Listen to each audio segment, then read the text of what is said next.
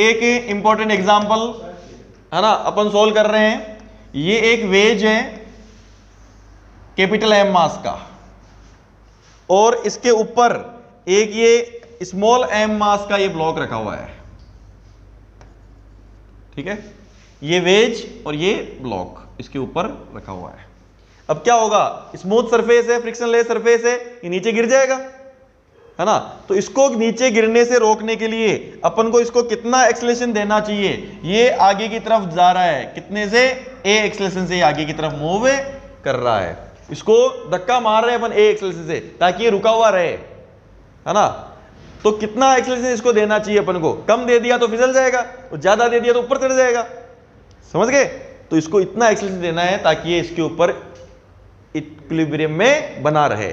तो जैसे अपन ए एक्सेलरेशन आगे की तरफ देंगे तो इसके ऊपर बताइए कौन सा फोर्स लग जाएगा, सूडो फोर्स लग जाएगा इसके अपोजिट डायरेक्शन में। क्या लग जाएगा, सूडो फोर्स लग जाएगा, क्या, एम ए। ठीक है, एम जी कहां लग रहा है, नीचे की तरफ लग रहा है। ये एंगल आपको क्वेश्चन में गिवन है थीटा। तो बताइए इसका मोशन अगर होता तो किधर होता, ये होता क्या, ठीक है, या तो इधर आता या इधर आता। तो इस मोशन की डायरेक्शन में कंपोनेंट लो एम जी, टेढ़ा कौन है, अब एम जी टेढ़ा है, ठीक है, एम ए भी टेढ़ा है ना। नॉर्मल रिएक्शन के कोई कंपोनेंट नहीं आएंगे यहाँ पे, नॉर्मल रिएक्शन हमेशा सरफेस के परपेंडिकुलर लग रही है। अब कंपोनेंट लेंगे तो किसके लेंगे ये पता करना जरूरी है। कंपोनेंट किसके लेते हैं, जो टेढ़ा होता है। टेढ़ा यहाँ कौन है, मोशन इसका ऐसा हो रहा है। अगर मान लो ये मास ऐसा होता, इसका मोशन या तो इधर होता, ये एक्स डायरेक्शन, ये वाई डायरेक्शन, है ना। यहाँ पे एक्स और वाई डायरेक्शन कौन सी है, यहाँ पे देखिए एक्स और वाई डायरेक्शन जो है ना, यहाँ पे ये वाली जो डायरेक्शन है, ठीक है, ये आपकी एक्स डायरेक्शन है, और ये वाली जो डायरेक्शन है ये आपकी वाई डायरेक्शन है।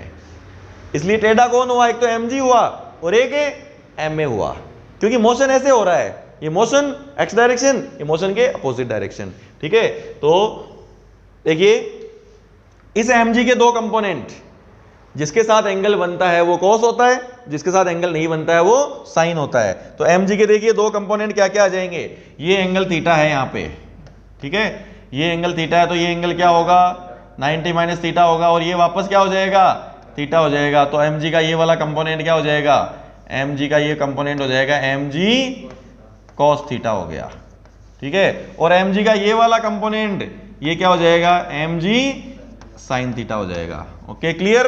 अब एम ए के दो कंपोनेंट ले लेते हैं, किसके, एम ए के, ये एम ए है, ठीक है, ये एंगल थीटा है, ध्यान देना, ये वापस 90 माइनस थीटा हो जाएगा, और ये ऊपर वाला वापस क्या हो जाएगा, थीटा हो जाएगा। तो एम ए का ये वाला कंपोनेंट, ये वाला कंपोनेंट क्या हो गया, एम ए कॉस थीटा हो गया, और एम ए का ये वाला कंपोनेंट ये क्या हो गया, एम ए साइन थीटा हो गया, ठीक है।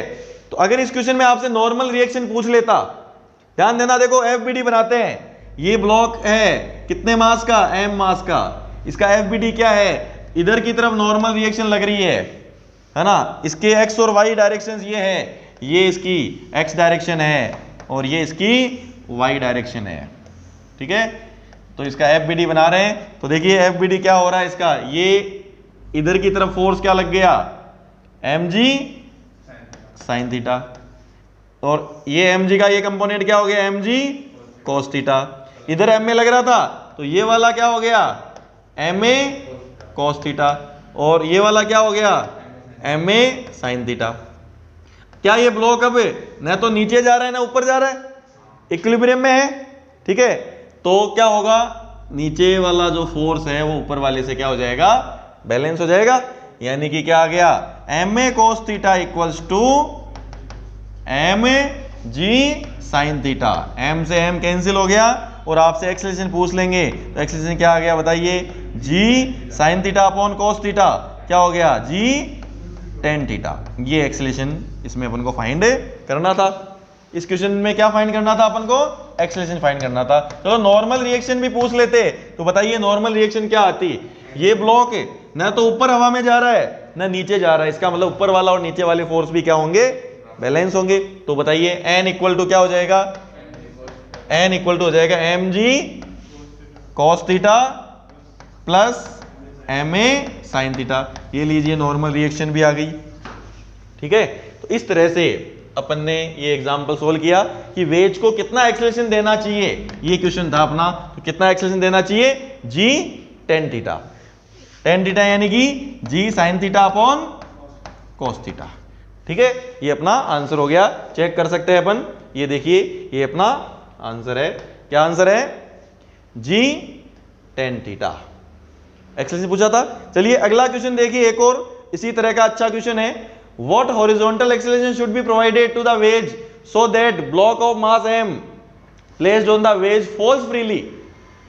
अगला क्वेश्चन क्या कह रहा है कि इसको कितना एक्सेलरेशन दे ताकि ये फ्रीली नीचे गिर जाए, फॉल्स फ्रीली। ठीक है, फ्रीली नीचे गिरना चाहिए। तो देखिए इस क्वेश्चन को अपन सोल्व करते हैं अब। तो कितना अपन को इसको एक्सेलरेशन देना चाहिए कि नीचे की तरफ गिरना चाहिए, किधर गिरना चाहिए, नीचे की तरफ गिरना चाहिए, है ना।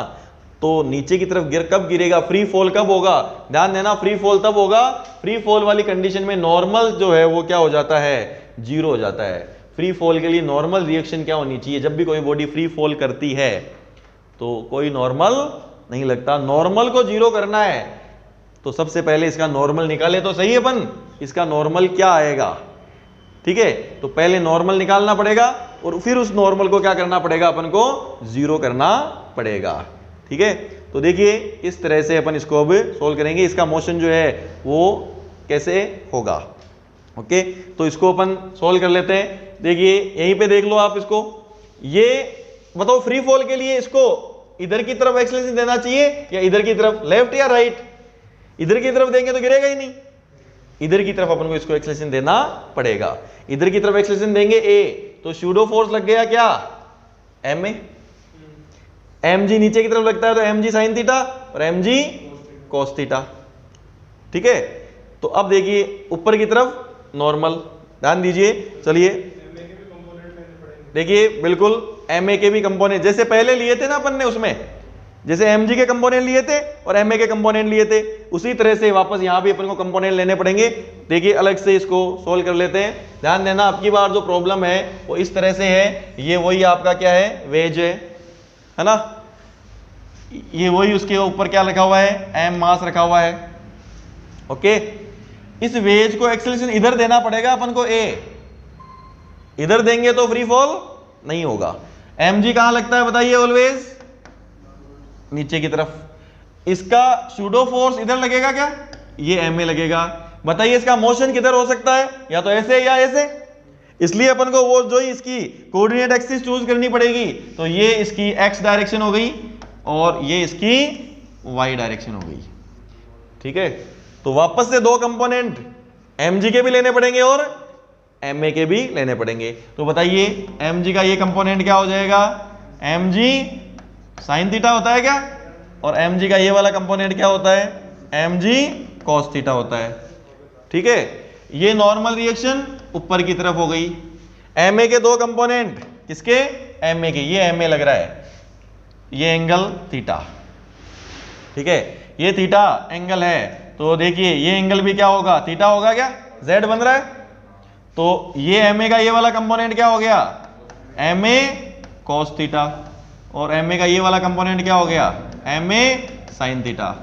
फ्री फॉल क्या कैलकुलेट करना है, ए फाइंड करना है for free fall of M, M का फ्री फॉल करना है। ये छोटा एम फ्री फॉल कब होगा, जब इसका नॉर्मल रिएक्शन क्या हो जाए, जीरो हो जाए। तो बताइए नॉर्मल रिएक्शन, ध्यान दीजिए ये नॉर्मल रिएक्शन ऊपर की तरफ है और ऊपर की तरफ क्या है, एम ए साइन थीटा, और नीचे की तरफ क्या है, एम जी कॉस थीटा।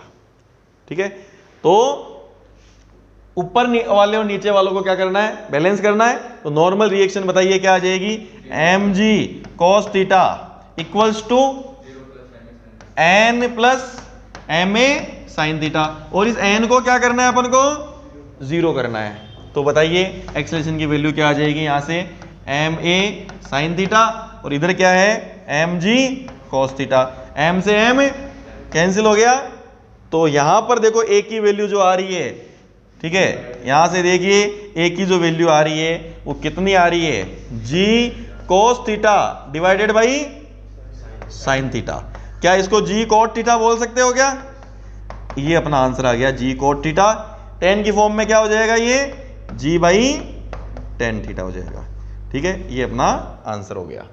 इसमें इधर एक्सलेशन देना पड़ेगा, फ्री फॉल वाली कंडीशन पूछी। पीछे वाले क्वेश्चन में क्या पूछा था कि वो गिरे नहीं, वो कंटिन्यू साथ चलता रहे। तो ये डिफरेंस है दोनों प्रॉब्लम्स में। तो देख लीजिए इसका आंसर क्या है, g बाई टेन थीटा। ठीक है, अब देखिए कि मैकेनिकल एडवांटेज और पढ़ते हैं अपन। मैकेनिकल एडवांटेज क्या होता है, बिल्कुल सिंपल सा छोटा सा टॉपिक है। मैकेनिकल एडवांटेज रेशियो है, किस किस का ratio, load upon effort, load upon effort. ये मैकेनिकल एडवांटेज है कि अपन कितना लोड, यानी कि कितना लोड पड़ रहा है और अपन ने एफर्ट कितना लगाया, मैकेनिकल एडवांटेज। देखिए समझते हैं अपन, मैकेनिकल एडवांटेज को समझते हैं कि मैकेनिकल एडवांटेज क्या होता है ना। अपना जो टॉपिक है छोटा सा वो क्या है, मैकेनिकल, ठीक है, मैकेनिकल एडवांटेज।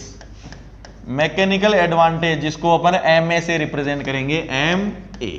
मैकेनिकल एडवांटेज कभी भी आपको निकालना है तो सिंपल सा फॉर्मूला है लोड अपॉन एफर्ट। कैसे, मान लो ये एक, इस एग्जांपल से आपको मैकेनिकल एडवांटेज अच्छी तरह से समझ में आ जाएगा। ये एम ब्लॉक यहां पे लटका हुआ है और इसको रोकने के लिए बताओ किधर फिसलेगा, ये नीचे की तरफ फिसलेगा। कितने फोर्स से फिसलेगा, अरे एम जी इधर लगता है और ये आपको पता ही है, ये होता है एम जी साइन थीटा होता है और ये क्या होता है, एम जी कोस थीटा होता है। ये कौन से फोर्स की वजह से फिसल रहा है, एम जी साइन थीटा की वजह से फिसलना चाह रहा है नीचे की तरफ, लेकिन अपन क्या करेंगे, इसको नहीं फिसलने देना चाहते, इसलिए अपन ने एफर्ट लगाया, अपन ने फोर्स लगा दिया एफ। ये अपना एफर्ट है, रोक दिया ना अपन ने इसको। ठीक है, तो बताइए क्या आंसर आ जाएगा मैकेनिकल एडवांटेज का। मैकेनिकल एडवांटेज क्या होगा, लोड। लोड क्या है इसका, एम जी। लोड जो गिर रहा है वो तो क्या है, एम जी। और एफर्ट जो लगाया वो अपन ने एफ लगाया, और इस एफ की वैल्यू क्या होगी, अपन ने इसको रोका है ना, अपन ने इसको रोका है। रोका है तो मतलब नीचे नहीं जा रहा ना ऊपर जा रहा है, इसका मतलब एफ और किससे बैलेंस्ड हुआ है, F M G sine theta से। तो इस एफ की जगह क्या पुट कर देंगे अपन, एम जी अपॉन क्या हो जाएगा, एम जी साइन थीटा। तो यहां पर जो मैकेनिकल एडवांटेज आ रहा है वो क्या आ रहा है, 1 अपॉन साइन थीटा आ रहा है, यानी कि मैकेनिकल एडवांटेज जो हुआ वो क्या हुआ, कोसेक थीटा हुआ। सही है क्या। तो ये मैकेनिकल एडवांटेज अपन ने पढ़ा। ठीक है, चेक कर लीजिए मैकेनिकल एडवांटेज जो आया अपना, ठीक है, वो क्या आया, कोसेक थीटा। क्या आ गया मैकेनिकल एडवांटेज, कोसेक थीटा। ठीक है, यही है मैकेनिकल एडवांटेज। ठीक है, अब चलिए एक इलस्ट्रेशन नंबर 26 है, देखिए क्या कह रहा है ये क्वेश्चन, ध्यान दीजिए। A student is able to lift a bag contains book of 20 kg wait.